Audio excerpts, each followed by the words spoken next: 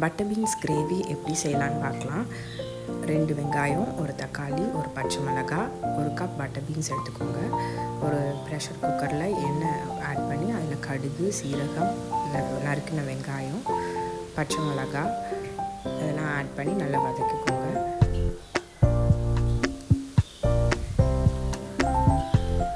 இப்போ 2 table spoon இஞ்சி பூண்டு பேஸ்ட் ஆட் பண்ணிக்கோங்க.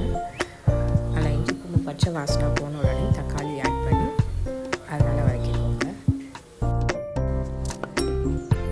இப்போ இது கூட தேவையான அளவு உப்பு ஆட் பண்ணி நல்லா வதக்கிக்கோங்க.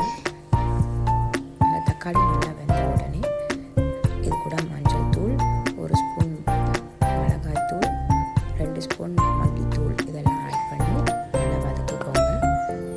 இப்போ நம்ம ரெடி பண்ணி வச்சுருக்கிற பட்டர் பீன்ஸ் ஆட் பண்ணி நல்லா வதக்கிக்கோங்க. இந்த மசாலா எல்லாம் நல்லா மிக்ஸ் ஆன உடனே அந்த பட்டர் பீன்ஸ் மூழ்கிற அளவுக்கு தண்ணி ஆட் பண்ணி நல்லா கொதிக்க விடுங்க.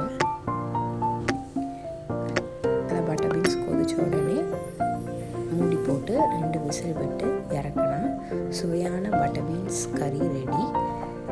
இதில் மல்லித்தழை தூவி நம்ம என்ஜாய் பண்ணலாம்.